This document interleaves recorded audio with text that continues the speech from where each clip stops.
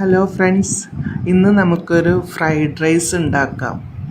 Okay, അതിന് 1 kilo അരിയാണ് എടുത്തേക്കണത്, basmati rice. അത് വെള്ളത്തിലിട്ട് കുതിർത്ത് വെച്ചിട്ടുണ്ട്. എന്നിട്ട് ഒരു ചരുവത്തിൽ കുറച്ച് വെള്ളം വെച്ചിട്ട് തിളപ്പിക്കാം. ഊറ്റിയാണ് നമ്മൾ എടുക്കുന്നത്.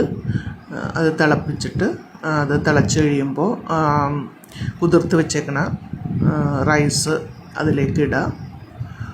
അത് വെന്ത് കഴിയുമ്പോൾ അതിനകത്തേക്ക് ലേശം ഓയിൽ ഒഴിച്ചിട്ടുണ്ട്, ചെറുനാരങ്ങ നീര്, പിന്നെ ലേശം ഉപ്പ്. അതൊഴിച്ച് തിളപ്പിച്ചിട്ടാണ് അരി വേവിച്ചത്. അരി വേവിച്ച് ഊറ്റി വെച്ചു. എന്നിട്ടൊരു ഉരുളി വെച്ച് അതിലേക്ക് ഓയിൽ ഒഴിച്ചിട്ട് ഇഞ്ചി, വെളുത്തുള്ളി ചെറുതായിട്ട് അരിഞ്ഞത്,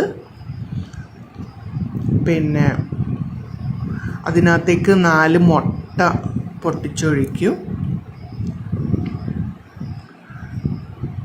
അതൊന്ന് ചിക്കിയെടുക്കാം.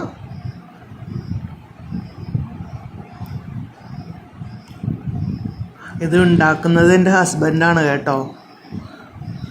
ഹസ്ബൻഡ് നല്ലൊരു കുക്കാണേ. ഞങ്ങൾക്ക് സ്വന്തമായിട്ട് കടയൊക്കെ ഉണ്ടായിരുന്നതാണ്. ഇപ്പോൾ സ്വന്തമായിട്ടല്ല, ആൾ ഒരു ക്യാൻറ്റീനിൽ കുക്കായിട്ട് വർക്ക് ചെയ്യണു. അപ്പോൾ ഞായറാഴ്ചയായിട്ട് ഇവിടെ കുറച്ച് ഗസ്റ്റ് ഉണ്ടായിരുന്നു. അപ്പോൾ ഫ്രൈഡ് റൈസ് ഉണ്ടാക്കിയതാണ്. അതിനകത്തേക്ക് സവാള, ബീൻസ്, ക്യാരറ്റ്, പിന്നെ ക്യാബേജ്, പിന്നെ ഗ്രീൻ പീസ് കുതിർത്തിട്ട് അതും വേവിച്ച് അതും ഇടാം കേട്ടോ. ഇതിൽ ഗ്രീൻ പീസ് ഇട്ടിട്ടില്ല. ഇതൊക്കെ കൂടി ഇട്ട് ഇളക്കി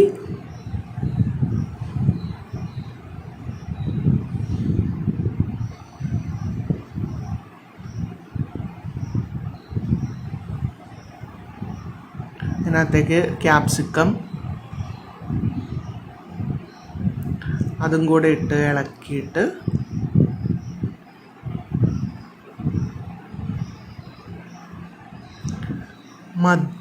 മല്ലിയില, സെല്ലറി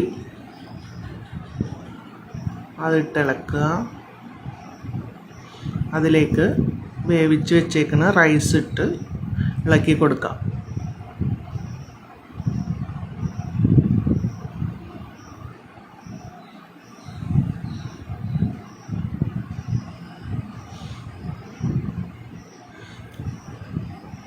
ഇതിൻ്റെ കൂടെ ചില്ലി ചിക്കനാണ് കേട്ടോ ഉണ്ടാക്കിയത്.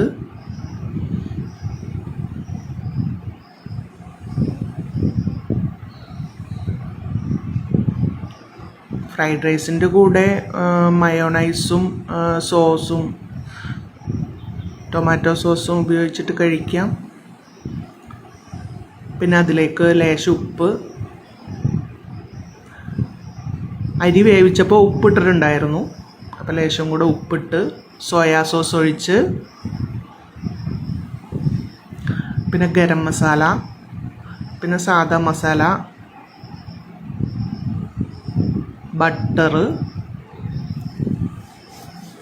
ഇതെല്ലാം കൂടെ ഇട്ടിട്ട് മിക്സ് ചെയ്യാം.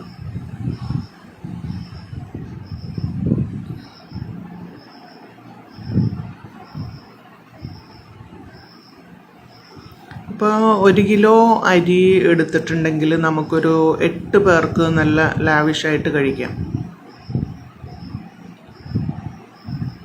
അതിനകത്തേക്ക് മല്ലിയില ഇട്ടു,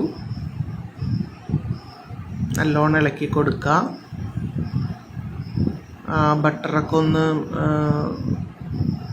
ഇതായി വരുന്നവരെ ഇളക്കി കൊടുക്കാം.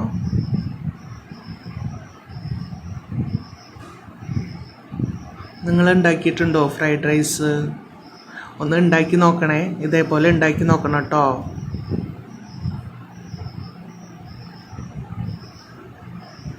കടയിൽ പോയി കഴിക്കുമ്പോൾ എത്ര രൂപയാകും? വീട്ടിലുണ്ടാക്കിയ ഇതേപോലെ കഴിക്കുക, എല്ലാവർക്കും നന്നായിട്ട് കഴിക്കുക.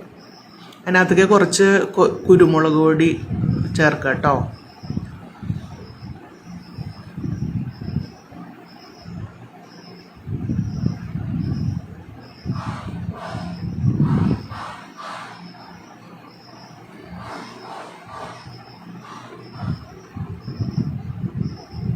എല്ലാവരും ഈ വീഡിയോ കണ്ടിട്ട് ഇഷ്ടപ്പെട്ടാൽ ലൈക്ക് ചെയ്യണം, കമൻറ്റ് ചെയ്യണം, ഒന്ന് ഷെയറും കൂടെ ചെയ്യേ.